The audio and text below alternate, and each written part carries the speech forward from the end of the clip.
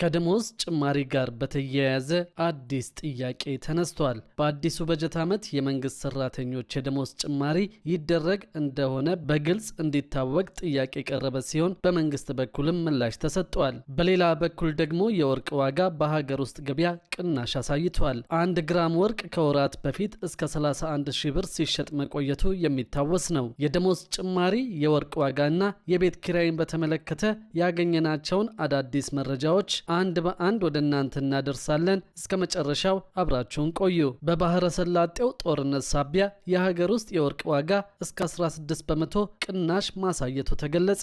በኢትዮጵያ በመካከለኛና ባህላዊ ደረጃ የሚመረተው የወርቅ መጠንና ማምረቻ ቦታ ከጊዜ ወደ ጊዜ እየጨመረ እንደሆነ ተጠቅሷል። በዚህም በተለይ ከኢኮኖሚና የምንዛሪ አሰራር ለውጡ ጋር በተያያዘ ወደ ብቸኛው የወርቅ ግዢ ወደ ሆነው ብሔራዊ ባንክ የመጣውን የወርቅ መጠን በከፍተኛ ደረጃ እየጨመረ ይገኛል። ሆኖም አሁንም በኮንትሮባንድ የሚወጣው ቀላል የማይባል መሆኑን ነው የዘርፉ ባለሙያዎች የሚናገሩት። ምንም እንኳን ብሔራዊ ባንክ የተሻለ ቢከፍልም በተለያየ ምክንያት ህገወጥ መስመሩን የሚመርጡ እንዳሉ ባለሙያዎቹ ተናግረዋል። እንዲያም ሆኖ የባለሙያዎቹ ገለጻ እንደሚያስረዳው የወርቅ ዋጋ በዓለም ገበያ ከሚታየው እውነታ በተቃራኒ በአገር ውስጥ ተረካቢዎች ፍላጎቱ ዋጋውም እየቀነሰ ይገኛል። አሁን እንደሚሰማው የ1 ግራም ወርቅ ዋጋ 26,000 አካባቢ ሲሆን ይህ መጠን ከወራት በፊት እስከ 31,000 ብር ደርሶ እንደነበር ተነግሯል። ለዋጋው መቀነስ በባህረ ሰላጤው ሀገራት በተለይ በተባበሩት አረብ ኤምሬትስ ያለው ፍላጎት መቀዛቀዙ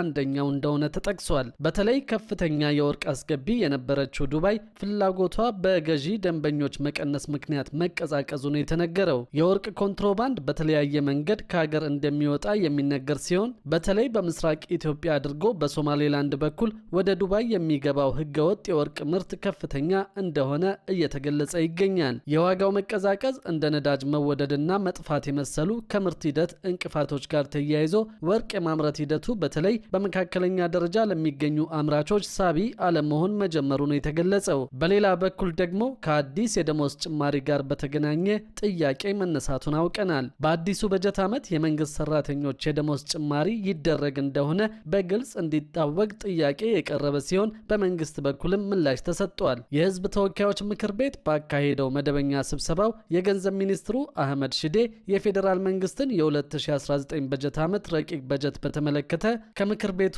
አባላት ለቀረቡላቸው ጥያቄዎች ምላሽና ማብራሪያ ሰጥተዋል። ጥያቄያቸውን ለምክር ቤቱ ካቀረቡት አባላት መካከል የአብን ፓርቲ ወክለው የምክር ቤት አባል የሆኑት ዶክተር ደሳለኝ ጫኔ ይገኙበታል። ዶክተር ደሳለኝ በጥያቄያቸው መንግስት ለ2019 በጀት ዓመት ለመንግስት ሰራተኞች የደሞዝ ጭማሪ ያደርጋሉ የሚለው ጉዳይ በግልጽ እንዲታወቅ ጠይቀዋል። የምክር ቤት አባሉ ጥያቄውን ባቀረቡበት ወቅት ባለፈው ዓመት የታዘቡትን አጋጣሚ በማስታወስ ባለፈው ዓመት በተመሳሳይ ጥያቄ ለምክር ቤቱ አቅርቤ የደሞዝ ጭማሪ የለም የሚል ምላሽ ከተሰጠኝ ከ1 ወር በኋላ ጭማሪ ተደርጓል ብለዋል። በመቀጠልም ዘንድሮስ ጭማሪ የለም ካሉኝ ከ1 ወር በኋላ ጭማሪ ይኖራል ወይ ሲሉ በሚኒስትሩ አገላለጽ ላይ ያላቸውን ጥርጣሬ በፈገግታ የታጀበ ጥያቄ በማስከተል ሰንዝረዋል። ለቀረበው ጥያቄ ምላሽ የሰጡት የገንዘብ ሚኒስትሩ አቶ አህመድ ሽዴ መንግስት ቀደም ሲል በ2 ዙር የደሞዝ ጭማሪ ማድረጉን ጠቅሰዋል። ይሁን እንጂ በአሁኑ ወቅት በክልሎች በኩል በፐርሰንት ተሰርቶ የቀረበው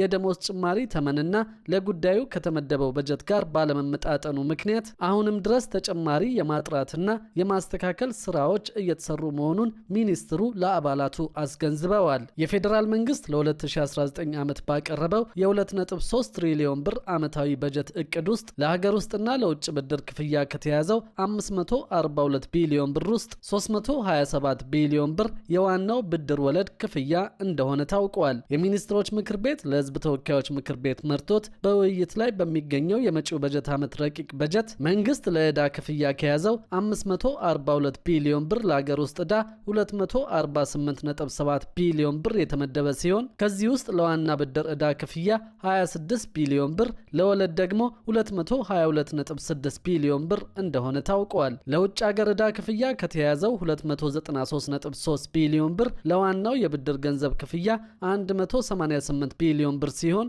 ለወለድ ክፍያ የተያዘው ደግሞ 105.3 ቢሊዮን ብር ነው። ለመንግስት ተቋማት ከተደለደለው በጀት ለህዝብ ተወካዮች ምክር ቤት 936 ሚሊዮን ብር፣ ለጠቅላይ ሚኒስትር ጽህፈት ቤት 811.4 ሚሊዮን ብር፣ ለአንድነት የአብነት ፓርክ ፕሮጀክት ጽህፈት ቤት 228.8 ሚሊዮን ብር ይገኙበታል። በቀጥታ ለደሞዝ ስለተያዘው በጀት ግን እስካሁን በመንግስት በኩል የተገለጸ ነገር የለም። በሌላ በኩል ደግሞ የአከራይና ተከራይ ግንኙነትን በቴክኖሎጂ ለማዘመንና በዘርፉ የሚታዩ አለመግባባቶችን በዘላቂነት ለመፍታት በተጀመረው የዲጂታል ምዝገባ እስካሁን ወደ 500 ሺህ የሚጠጉ ቤቶች ወደ ሲስተሙ መግባታቸውን የአዲስ አበባ ከተማ ቤቶች ልማትና አስተዳደር ቢሮ አስታወቀ። የቢሮ ኃላፊዋ ወይዘሮ ቅድስት ወልደ ጊዮርጊስ እንደገለጹት ይህ አዲስ አሰራር በቤት ኪራይ ዋጋ ላይ ያለ አግባብና ያለ ምክንያታዊ መነሻ ይደረግ የነበረውን ያልተገባ ጭማሪ ሙሉ በሙሉ ያስቀራል። ወደ ዲጂታል ቋቱ የገቡት እነዚህ የኪራይ ቤቶች በየትኛው ክፍለ ከተማ፣ ወረዳ አልፎ ተርፎም በየትኛው ብሎክ ላይ እንደሚገኙ ሙሉ መረጃቸው በግልጽ የሚታወቅበት ደረጃ ላይ ደርሷል።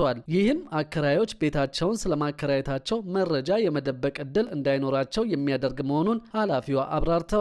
በአዲሱ አሰራር መሰረት አከራዮች በራሳቸው ፍላጎትና ተነሳሽነት ብቻ የቤት ኪራይ ዋጋ መጨመር አይችሉም ብለዋል። መንግስት በየዓመቱ አንድ ጊዜ የከተማዋን ተጨባጭ ሁኔታ ያገናዘበ የገበያ ጥናት ካካሄደ በኋላ የገበያ እድገት መኖሩ ሲረጋገጥ በየዓመቱ ሰኔ 30 ላይ በሚያወጣው ይፋዊ መግለጫ መሰረት የዋጋ ጭማሪውን በመቶኛ ይወስናል ተብሏል። ኃላፊዋ ለአብነት ሲያስረዱም የአንድ ቤት ኪራይ 1000 ብር ቢሆን አከራዩ በራሱ ፈቃድ ዋጋውን ማሳደግ አይችልም ብለዋል።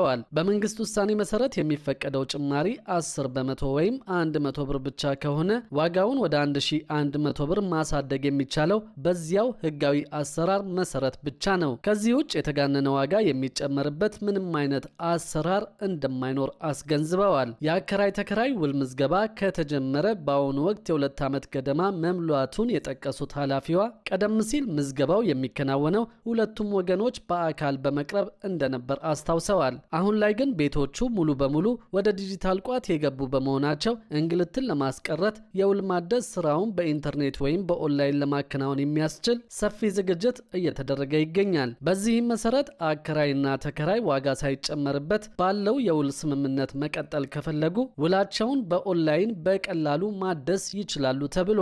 የውል ጊዜው በማብቃቱ ምክንያት ብቻ አከራዮች ተከራዩን አስወጥተው ሌላ ሰው ለማስገባት ቢሞክሩ እንኳን ዋጋ ጨምረው ማከራየት የማይችሉ በመሆኑ ተከራዮች የተጋነነ የዋጋ ጭማሪ ይደረግብኛል በሚል ስጋት ሊጨነቁ እንደማይገባ ኃላፊዋ ተናግረዋል። በአሁኑ ወቅት የገበያ ጥናት ስራው በንቃት እየተከናወነ እንደሚገኝና የመጨረሻ ውጤት እንደደረሰም ይፋዊ መመሪያዎች በተከታታይ ተግባራዊ መደረጋቸውን እንደሚቀጥሉ ገልጸዋል። ተከራዮች መብታቸውን በደንብ ሊያውቁና ሊጠቀሙበት እንደሚገባ ያሳሰቡት ወይዘሮ ቅድስት ወልደ ጊዮርጊስ አከራዮች ዋጋ ጨምሩ ስላሏቸው ብቻ ያለምንም ህጋዊ መነሻ ክፍያ መጨመር እንደሌለባቸው አሳስበዋል። አብዛኛዎቹ ውሎች ጊዜያቸው የሚያበቃው ከሰኔ 30 በኋላ በመሆኑ በውል ስምምነት ውስጥ እያሉ ዋጋ መጨመር ፈጽሞ እንደማይፈቀድም አጽንኦት ሰጥተውታል። በአጠቃላይ በየ2 ዓመቱ የኪራይ ውልም በተገቢው መንገድ ማደስ ግዴታ ሲሆን አከራዮችም መብትና ግዴታቸውን ለይተው በማወቅ ህጋዊ አሰራሩን እንዲያከብሩ ጥሪ ተላልፏል። መንግስት በአከራይና ተከራይ መካከል ያለውን ዘላቂ ችግር ለመቅረፍ የጀመረውን የአሰራርና የቴክኖሎጂ ማሻሻያ አጠናክሮ እንደሚቀጥልበትም ተገልጿል። መንግስት በቤት ኪራይ ዙሪያ የጀመረውን ጥናት በማጠናቀቅ ሰኔ 30 ላይ ይፋ እንደሚያደርግም ይጠበቃል።